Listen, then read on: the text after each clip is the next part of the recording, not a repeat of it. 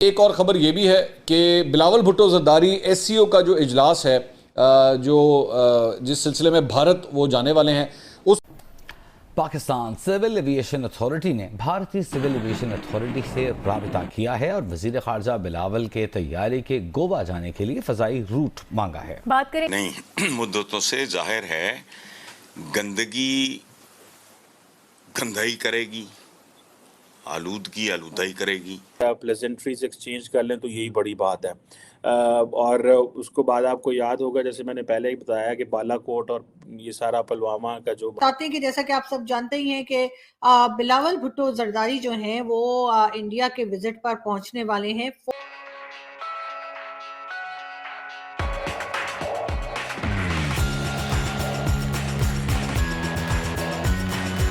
طارق ابوالحسن سے. طارق ابوالحسن بتائیے گا بھارتی سول ایویشن کی جانب سے کیا رسپانس آیا ہے؟ جی وزیر خارجہ بلاول بھٹو زرداری کو گوا میں جو شنگھائی کوآپریشن آرگنائزیشن کا اجلاس ہو رہا ہے اس میں شرکت کے لیے بھارت جانا ہے، اور اس حوالے سے پاکستان سول ایویشن اتھارٹی نے بھارتی سول ایویشن اتھارٹی کو ایک خط لکھا ہے جس میں وزیر خارجہ کے لیے فضائی روٹ مانگا گیا ہے کہ اسلام آباد یا کراچی سے پاکستانی وزیر خارجہ کے لیے جو ہے وہ فضائی روٹ دیا جائے. لیکن ابھی تک بھارتی سول ایویشن اتھارٹی نے پاکستان سول ایویشن اتھارٹی کے مکتوب کا جواب نہیں دیا ہے، اور اس سلسلے میں بھارتی جواب کا انتظار کیا جا رہا ہے. وزیر خارجہ نے کل جو ہے وہ اجلاس میں شرکت کے لیے بھارت روانہ ہونا ہے. ٹھیک ہے. اس سلسلے میں کئی صحافیوں کا آج ایک گروپ جو ہے اس نے واگا بارڈر کو آج کراس کیا ہے. اس میں کئی سینئر صحافی شامل ہیں، اعزاز سید بھی اس کے اندر گئے ہیں، منیز جہانگیری بھی اس کے اندر شامل ہیں، اور بھی دیگر جرنلسٹ ہیں جنہوں نے آج بارڈر کو کراس کیا ہے. تو بڑی اچھی ڈیولپمنٹ اس سلسلے میں یہ ہے کہ کئی سالوں کے بعد اس طرح پاکستانی جرنلسٹ کا ایک گروپ جو ہے اس نے بارڈر کراس کیا ہے اور وہ بھارت سے جا کے اب رپورٹ بھی کریں گے. بلاول بھٹو کے اس دورے کے حوالے سے بطور فارن منسٹر کئی شک و شبہات تھے، لیکن بالآخر اب یہ طے پایا ہے کہ بلاول بھٹو جو ہے وہ جائیں گے. میرے لیے یہ ایک اچھی ڈیولپمنٹ ہے. اگر کسی طریقے سے آپس میں آمد و رفت کا یہ سلسلہ شروع ہوتا ہے اور کسی طرح آپس میں ڈائلاگ کے ذریعے معاملات طے ہوتے ہیں تو I think that's a very good development. اور یہ جو آپس میں ایک تشنگی آئی ہوئی تھی دونوں ممالک کے درمیان، yes problems are there, yes there are pending issues جو دونوں ملکوں کے درمیان ہیں، لیکن جب تک آپ بات چیت نہیں کریں گے، میں اسی لیے ہمیشہ چاہے سیاسی معاملات ہوں، بین الاقوامی معاملات ہوں، میں ہمیشہ اس بات کا قائل ہوں کہ مذاکرات کے ذریعے ٹیبل کے اوپر بیٹھ کے جو ہے وہ ایشوز کو ریزالو کیا جا سکتا ہے. سو میرے لیے ایک بہت اچھی یہ ڈیولپمنٹ ہے کہ پاکستانی جرنلسٹ کا ایک گروپ بھی جو ہے وہ جا رہا ہے اور وہاں سے وہ انشاءاللہ رپورٹ کرے گا کیا ماحول ہے، کس طرح وہاں پہ پرسیو کیا جا رہا ہے پاکستانی وفد کو. میرے خیال میں ایک امپورٹنٹ ڈیولپمنٹ یہ بھی ہوگی. مسئلہ ہوا اس کے بعد چیزیں بڑی جو ہے نا مشکل میں آتی جا رہی ہیں. اور اس میں اگر آپ دیکھیں کہ انڈیا کو تو پاکستان کی فرینڈشپ نہیں چاہیے، ہمیں سمجھ آ رہی ہے، لیکن پاکستان کو انڈیا کے حوالے سے اچھے سگنل بھیجنے چاہیے. That is what the international community wants to see from Pakistan.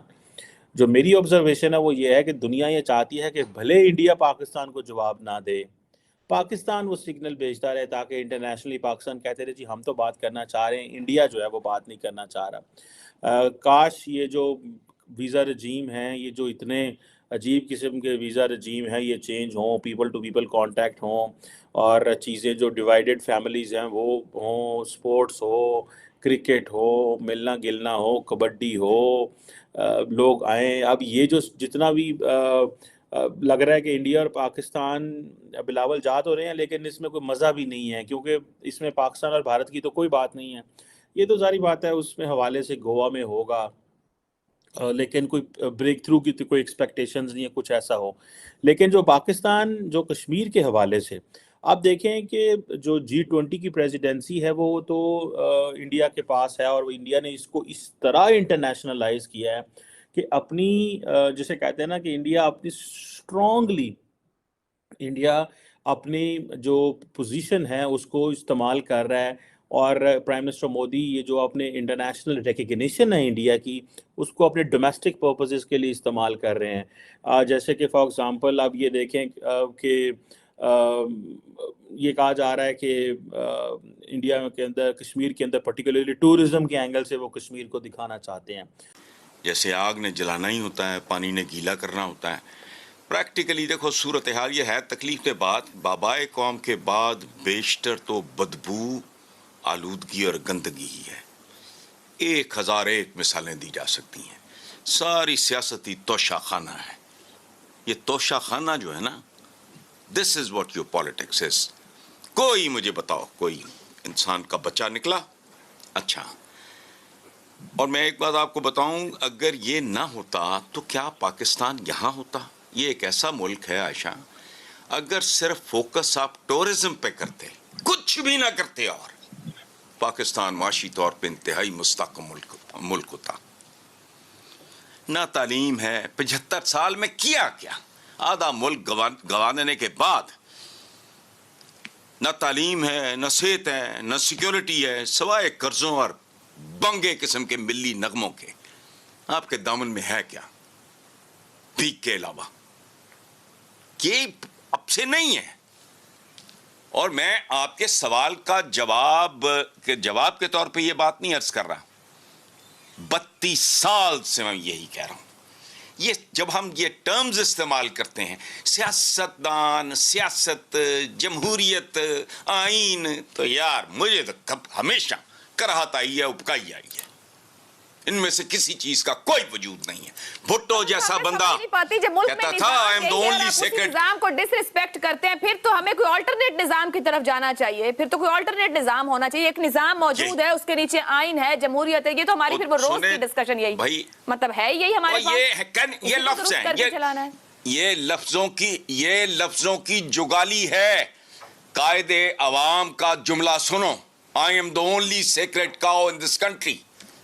और मरहुमा नुसरत भुट्टो साहब का जुमला सुनो भुट्टोज आर बॉर्न टू रूल ये चपेड़े हैं पूरी कौम के मुंह पे जो अब तक लग रही हैं कभी वो बॉर्न टू रूल कभी वो बॉर्न टू रूल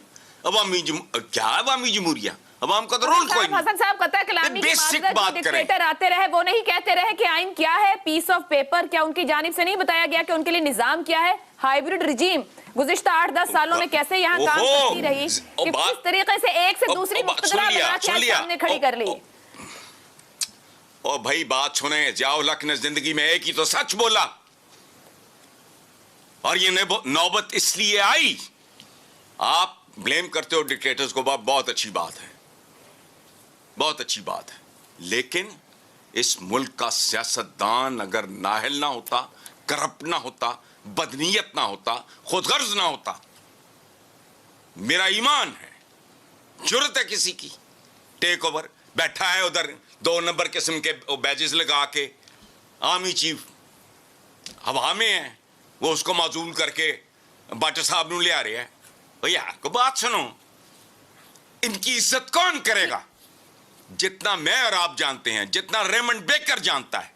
उससे करोड़ गुना ज्यादा ये लोग जानते हैं कि ये कितने गंदे खलीज इररिस्पॉन्सिबल और करप्ट हैं 4 मई को बिलावल साहब पहुंचेंगे इंडिया के शहर गोवा में और उनके साथ जो है 5 को उनकी वापसी है और पहुंचने के साथ ही आप सब जानते हैं कि चाहे जितना मर्जी कहा जाए कि जी कोई खास हम पूछगछ नहीं रहे या कोई खास ऐसी मीटिंग या बात नहीं करने वाले लेकिन फिर भी सब